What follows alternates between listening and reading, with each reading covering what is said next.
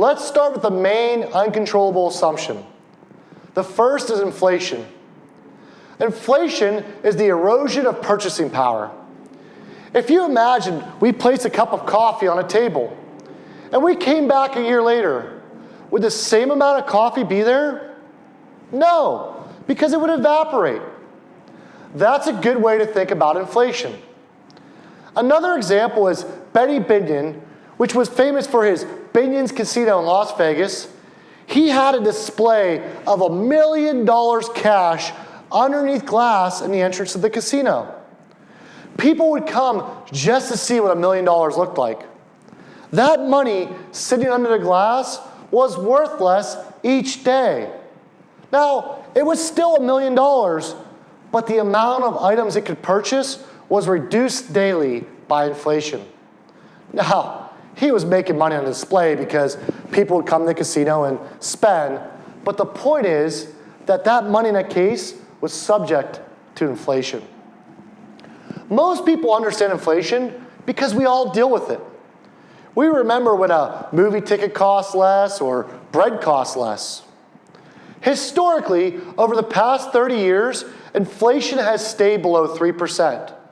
However, there are also two things that act like inflation that erode your purchasing power, but are not inflation that you should take into account.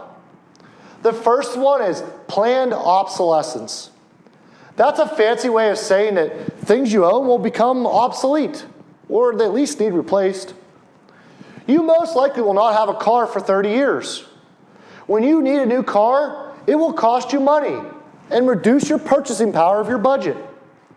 Other examples include a roof on a house or washing machine. The second one is technology.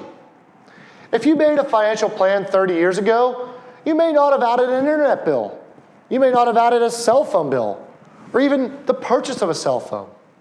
However, with technological advances, this becomes like a necessity to most people, or at least they spend their money on it, which erodes their purchasing power. It's not just the technology itself, it's the costs that come with it. Let's look at an example with music. At one point, you may have owned a vinyl record. And then with that same music, you then bought an 8-track.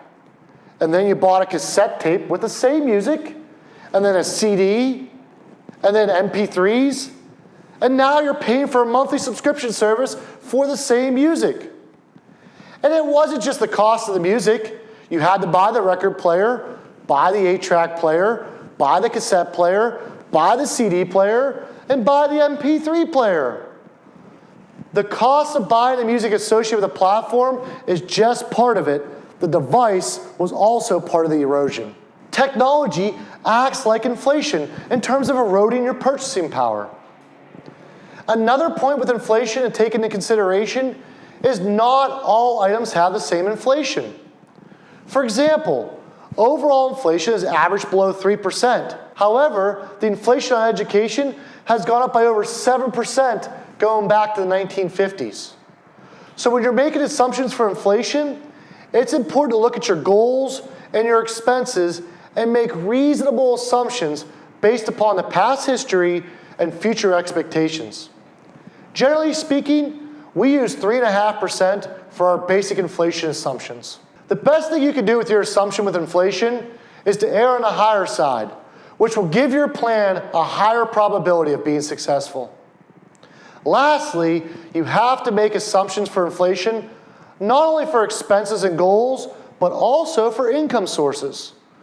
Over the past 25 years, wages have averaged an increase a little over 5%. However, just like expenses, that is a general rate. And different types of employment will have different averages. It is better to err on the lower side of wage increases. Generally, we will use a 2.5% annual increase for our basic wage assumptions. The key with inflation is to use different inflation rates for different expenses, goals, and income sources, and set reasonable assumptions based upon the facts available.